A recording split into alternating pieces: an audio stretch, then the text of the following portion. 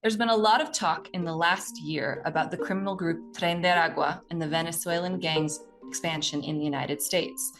In recent months, the Trump administration and news outlets have frequently reported cases of the alleged Tren de Aragua members in the US, citing the group as a significant threat and using these cases as justification for harsh immigration policies.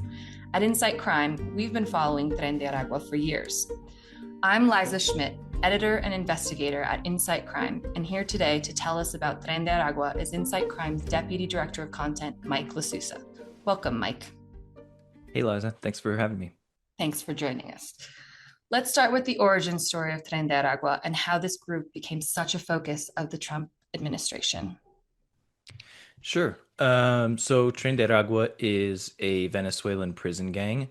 It was born in the mid 2010s, so about a decade ago, in a prison known as Tocoron in the state of Aragua in Venezuela. The gang really was able to gain a lot of power within that prison due to the government's policy at that time of essentially handing control of the prisons over to prison gangs and prison bosses known as pranes. And the deal was basically that the pranes would control the levels of violence in the prison to uh, improve the image of the Venezuelan government and its management of the prison system, which had been under a lot of criticism because there had been some significant incidents of violence, massacres, and things like that. So the government turned over control of the prisons to the pranes. Tren de Aragua was able to grow very powerful within the Tocoron prison and eventually began expanding beyond the prison walls, getting involved in criminal economies like extortion, like human smuggling, and human trafficking. And particularly the human smuggling and human trafficking economies allowed the gang to expand beyond even Venezuela into countries with large Venezuelan diaspora populations, particularly Colombia, Peru, Chile, Brazil, Ecuador, and some other countries. Tell us a bit more about that expansion because that was a successful expansion into those countries within Latin America. What did Tren de Aragua, what role did they take on within the criminal panorama in those different countries? Yeah, it's an interesting story because Tren de Aragua is the first and only Venezuelan criminal group to have achieved an expansion beyond the borders of Venezuela. There have been previous groups that have been active along the Venezuelan-Colombia border, which is a hotspot for all kinds of smuggling, drugs, fuel, people, pretty much anything you can think of. But no group had really been able to expand beyond the frontiers of Venezuela into other countries in South America. So in countries like Chile and Peru. Primarily, the gang was involved in extorting and exploiting through human trafficking the Venezuelan diaspora populations within those countries. Same thing in Colombia for the most part. We've seen the gang also get involved in illegal mining within Venezuela. Some of that may cross over into Colombia, and we've also seen them get involved in some low-level drug trafficking between Colombia and Venezuela. Okay, and within those countries, what was the reaction by security forces and governments to the gang? Did it make a big impact? Was there a significant, reaction to having the gang there, or did they pass more under the radar? No, Tren de Aragua became a significant security concern in all of those countries that I mentioned. In Chile, the gang was causing a lot of violence, causing a lot of security concerns, like I said, among the Venezuelan diaspora population there. And just more broadly, Chile is a country that doesn't have a significant history of criminal violence, doesn't have a huge gang scene, for lack of a better term. And so Tren de Aragua caused, quite significant panic there, and the government cracked down pretty hard on the gang. I would say the same about Peru. Peru has been struggling a lot more with many other security challenges in addition to Tren de Aragua, so it's a little bit hard to sort of separate out what you can sort of attribute to as a response to Tren de Aragua versus to other security threats. And same thing in Colombia, but certainly all of those governments treated the gang as a significant concern and also put a lot of pressure on the Venezuelan government to do something about that. So, in response to the pressure from its neighbors, Venezuela, the regime of Nicolas Maduro, decided to raid in September 2023 the Tocoron prison that I mentioned earlier, which was the headquarters of the gang, and dispersed its leadership and really kind of disrupted its operations by seizing its headquarters.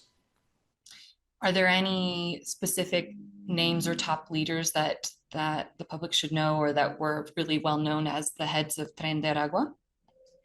Yes, the top leader, one of the founders, is a guy known by the alias of Nino Guerrero, and he is currently on the lam. We believe that he is somewhere in Venezuela. Likely, he has a much reduced role from before the Tocoron prison raid, and he's probably directing a cell of the gang within Venezuela that doesn't necessarily have the same power as it did before. But he's the most significant leader that's still on the lam. A couple other significant leaders, including the guy that set up Tren de Aragua in Chile, this guy named Larry Changa, that's his alias. He was arrested in Colombia, I guess, a few months ago now, maybe almost a year. And then there have been other arrests made by the Colombians and other regional governments in cooperation with the Venezuelans of some of those top leaders. So after the Venezuelan government took back the headquarters of Tren de Aragua in Venezuela, what impact did that have on the structure of the gang? How did it shift? Yeah, the control of the prison gave the gang a safe haven, and it protected its leadership from attacks from rivals, and it really allowed a more hierarchical control of the gang by the leadership. Once they lost that safe haven, the gang seemed to fragment, and leadership became a bit more hierarchical, right? A bit less hierarchical, rather. Excuse me. So decisions were made more by the local cells as opposed to with the input of the top leadership. And what we've seen since then is that trend continuing. So the group has become much less cohesive, it's become much less coordinated, and it seems like the future of Tren de Aragua is going to be more of a brand, more of a franchise system as opposed to like a top-down cartel type structure. And then, so Peru was one of the countries that you mentioned that Tren de Aragua expanded into within Latin America. I know that we put out an investigation on Tren de Aragua's presence in Peru earlier this year in February. Can you tell us a bit about what Insight Crime found about Tren de Aragua and the activities they were undertaking in Peru? Yeah, that investigation focused largely on the role of Tren de Aragua in the local human trafficking market, particularly the market for human trafficking for sexual exploitation. So, the gang would target both Venezuelan women and other vulnerable, often migrant women within the city of Lima, which is the largest city in Peru, and essentially exploit them for their sexual labor and make profit off of that. And that was the subject of our investigation. Um, that is a common theme for Tren de Aragua. It's a common criminal economy for them to get involved in beyond Peru, but that example was the one that we went on the ground and investigated and sort of explained all of the details of how that worked in that investigation.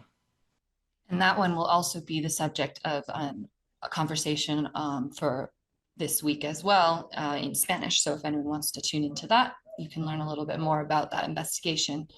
So shifting gears a little bit and comparing the expansion of Tren de Aragua within Latin America to the expansion of Tren de Aragua in the United States.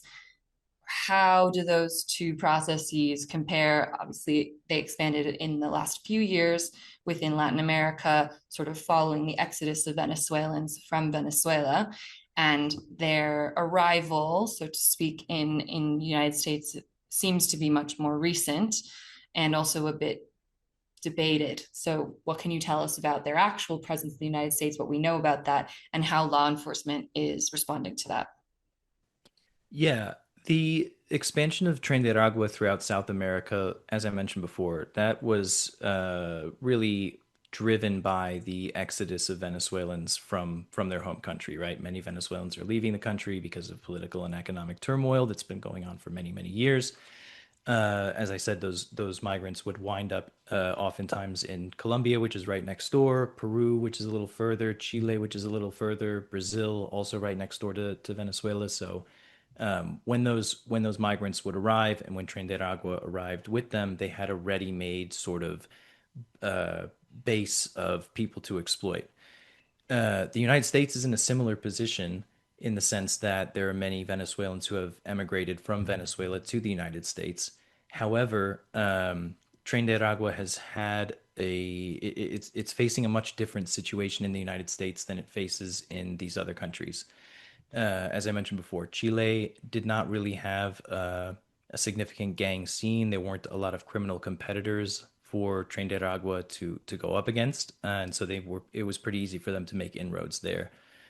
Colombia has a very active criminal scene, but Tren de Aragua was nonetheless able to take advantage of their sort of cultural ties with those diaspora communities, focus on basically what is their sort of advantage, right?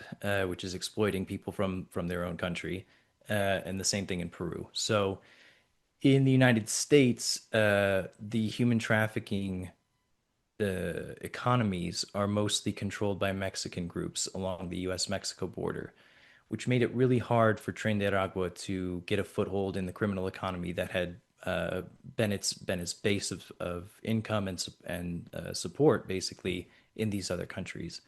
So they have not been able to establish a cohesive and coordinated presence in the United States in the same way that they were able to do in South America.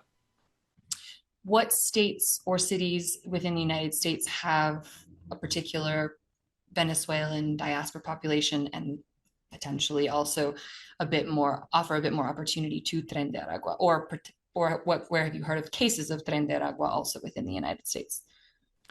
Yeah, we've heard of Tren de Aragua in well, New York City is one area where the federal U.S. federal government just charged several alleged Tren de Aragua members and also members of an alleged splinter group of Tren de Aragua with allegedly committing crimes in the New York City area. Where I'm based here in Denver, Colorado, has been another sort of epicenter of alleged Tren de Aragua activity. And both of those cities have significant Venezuelan migrant populations. Denver is one of the places that's received the most Venezuelan migrants of any city in the U.S. over the last couple of years. South Florida is another area where there's a lot of a large Venezuelan diaspora community. We have not heard as many reports of Tren de Aragua activities there as we have in other places. So I would say the hotspots have really been Colorado, New York City, and also Texas. You've spoken to members of law enforcement around the United States about their efforts to address Tren de Aragua's presence in the United States. What sort of efforts are they making to limit that or track these gang members and determine the sort of the threat level that they actually represent? It's a really difficult task for law enforcement. One of the biggest challenges with identifying Tren de Aragua members is that they don't use any kind of symbols or tattoos, colors, clothing, that kind of thing to identify themselves. The other issue is that there are a lot of imposters. So this group doesn't have a significant presence in the United States, so there's no one that's sort of regulating the use of the brand name, so to speak. So basically, anybody can claim to be a member of Tren de Aragua, even if they have no real connection to the group. In order to make their extortion threats more credible, or in order to make their group seem like it's linked to a bigger, powerful organization that might scare off some rivals. So it's been pretty difficult for law enforcement to identify these folks, and I would say that the tactics that they're using in terms of combating the group are no different from those that they use with other gangs. So standard investigative tactics using undercover informants, scooping up text messages, basically the same kind of things that you see with the investigation of any other criminal group. Yeah, so you mentioned tattoos, which is something that's also been brought up in the news quite a lot in reports of alleged Tren de Aragua members. What are other common misconceptions that are circulating about Tren de Aragua in the United States? I think one of the biggest misconceptions about Tren de Aragua is the notion that it is a cohesive group, that it has some kind of command structure that is directing its activities, or that it has a coordinated action plan for what it's doing in the United States. Really, the gang, as I mentioned before, is more of a collection of franchises. It's more of a name than it is a group. And so when we talk about Tren de Aragua and what Tren de Aragua is doing in the United States, I think there's this misconception that, like I said, that the activities are somehow coordinated or that it's all one homogenous group, and that is absolutely not the case. It's if anything, it's just a bunch of different cells that don't really share much in common with one another except for the name. Okay. So, one rumor that is circulating is that Tren de Aragua is directed by the Venezuelan president Nicolas Maduro. Despite intelligence reports to the contrary, Secretary of State Marco Rubio recently insisted that this is true. Is there any truth to this, or what would you say in response to this rumor? No, our research suggests that there's no backing for the claim that Maduro is directing the activities of Tren de Aragua in the United States or elsewhere. Um, we basically have drawn the same conclusion that the U.S. intelligence community has drawn, which is that there may be some Maduro officials who have some ties with some elements of the gang, but there is no evidence that there's a top-down direction from Maduro that's telling the gang to invade the United States or commit certain crimes or really directing the activities of the group in any way. There's simply no evidence of that, and it's a bit schizophrenic. The Trump administration's position on this internally, we know through the reporting of the New York Times and other major newspapers that the intelligence community has concluded the same as us, that there's no evidence that Maduro is directing those activities. However, Trump and Rubio and some other high level officials in the administration have used or have made this claim that Maduro is directing the activities of the gang in support of their efforts to use this law called the Alien Enemies Act, which allows the president to basically expel people from the country if they are alleged to be part of an invading force. And so the allegation is that Maduro is directing Tren de Aragua, Tren de Aragua is the invading force, and that people connected with Tren de Aragua can be removed under this law. Like I said, there's we don't believe that that's true, but that's the legal justification that they're using. So, building on that a little bit, the immigration policies of the United States and the fact that Tren de Aragua early on, especially within Latin America, but also within the United States, has really capitalized on diaspora populations of Venezuelans and the flow of migrants to build their power base in other countries. What impact might the government's harsh immigration policies have on criminal networks like Tren de Aragua, but also potentially Mexican criminal groups that profit off of migrant flows? Um, what might these policies do for the criminal landscape in Latin America, including Tren de Aragua, but not limited to? Well, one of the primary concerns that we have with respect to the mass deportation of Venezuelans is the potential that that could exacerbate the situation within Venezuela. And we've seen this before, right? You send a lot of vulnerable migrants back to a place that's rife with criminality. They're going to get exploited. They're going to get recruited, and that just feeds those organized crime networks. We saw this in the last century with U.S. deportations to Central America and how it helped those gangs there grow in power and scale. So that's our one of our primary concerns with the mass deportation aspect of this.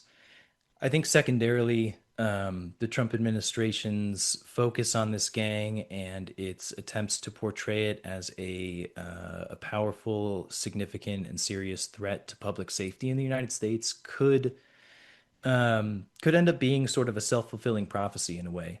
At this point, the crimes that have been associated with alleged Tren de Aragua members or Tren de Aragua cells in the United States have been largely small scale and focused on, again, Venezuelan diaspora communities. So they're not going out and robbing American-owned businesses. They're not attacking American citizens, as far as we know. For the most part, it's extorting and exploiting those Venezuelan diaspora communities.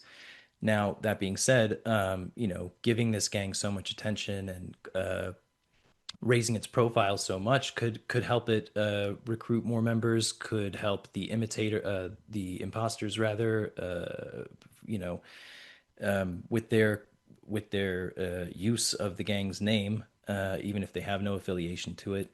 People may start using the name more in order to commit more crimes. So really, you're just kind of feeding this image of the gang that it wants to have, right? The gang wants to be seen as scary, wants to be seen as a security threat, and so if you give that to them, they're going to take it and run with it. Thank you, Mike. Is there anything else you'd like to add about Tren de Aragua or any of the subjects we've touched on today that I didn't ask? No, just that we're going to keep covering this. It's obviously a big issue, and stay tuned to Insight Crime to follow the story. Thanks, Mike. Thanks, Liza.